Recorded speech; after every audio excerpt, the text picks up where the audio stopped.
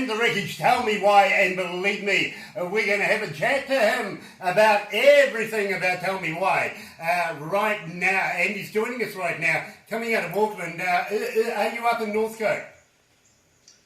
Used to be, back in the days when we used to hang out, used to book the odd gigs with me and my band, all sorts of dodgy shit.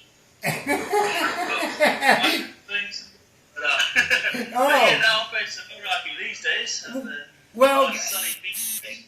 Kia ora koutou whānau. It is good to have you back in front of me again, my friend. Nice to see a little traditional you come out again. Yeah, we had some dodgy times back in the day, I've got to admit that. But it was all fun doing it.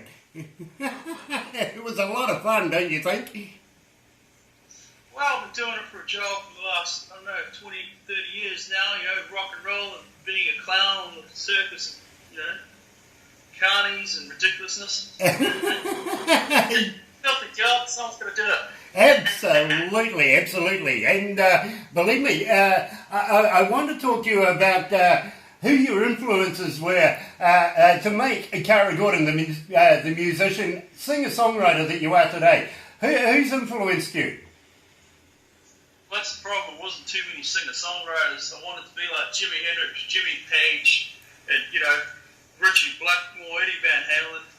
And then, I always had the problem with lead singing, so I thought I'd sing the song myself. And I just wanted to play guitar like an absolute animal. That was my whole dream, to be king guitar of the world. and believe me, Cara, not much has changed. Not much has changed at all, and believe me, I remember the days, especially with your brother who used to work for me as a roadie, and you used to tag along. You weren't much of a roadie because you would never put the guitar down. But okay. Yeah, well, that was the problem, Exactly. I really like lugging I was like, lugging this equipment, I'd rather play guitar, Exactly. So we decided that rather than use you as a roadie, we'd use you to play the guitar for us as staff, our entertainers, and also our crowds, if you remember right. We got you some stage work from time to time as well. So we thought you were that good back then. And now you're just absolutely phenomenal.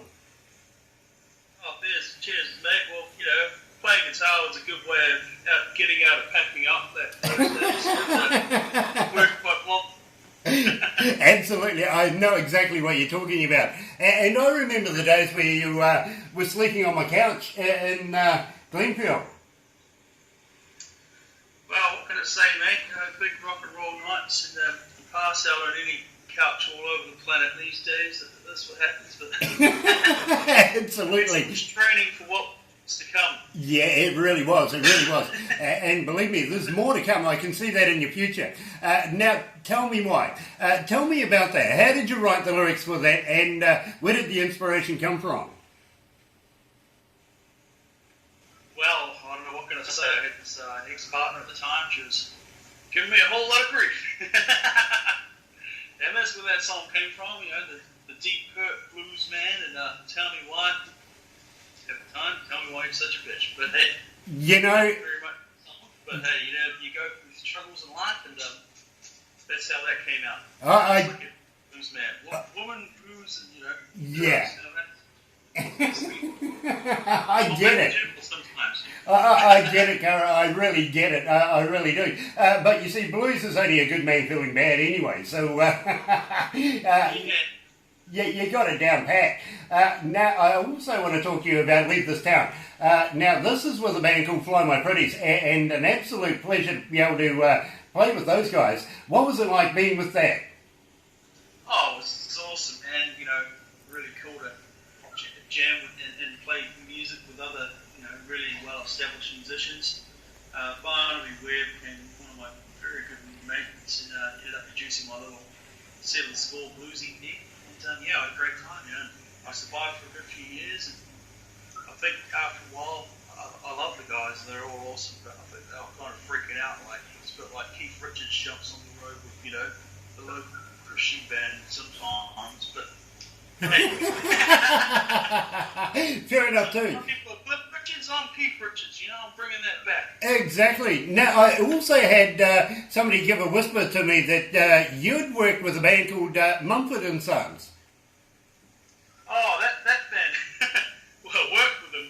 To be honest, mate, they showed up some jam night, and they ended up playing, and then I ended up jumping on and having a big shred, and they're like, "Well, man, you're a really good player." And I was like, "Well, how about you play here next week, and I'll do Wembley Arena.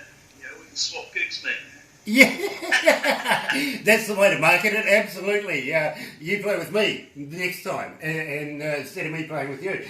Great idea. Anyway, tell me about Leave This Town. How did you come to the lyrics of that?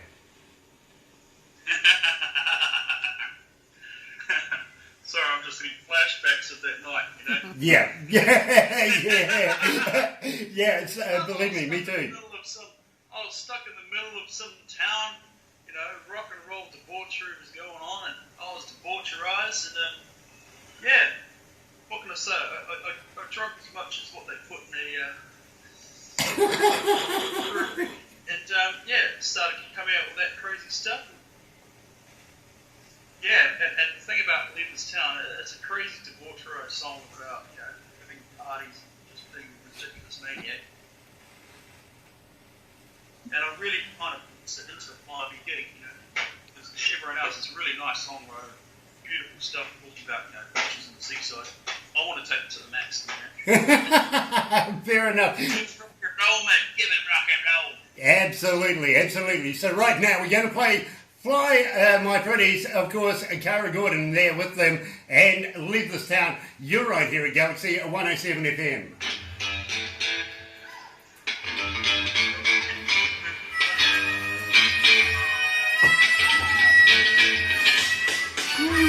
Damn it, hot. Yeah, bro, go for it. You've got about 4 minutes. Oh, yeah, awesome. Okay. Back to you. Yeah, back to me. I tell you what, young Cara back in the day used to stay in my house, live on my couch, and when we would do gigs, of course, we mentioned that he was an absolute no good at being a roadie, but his brother was absolutely brilliant at it.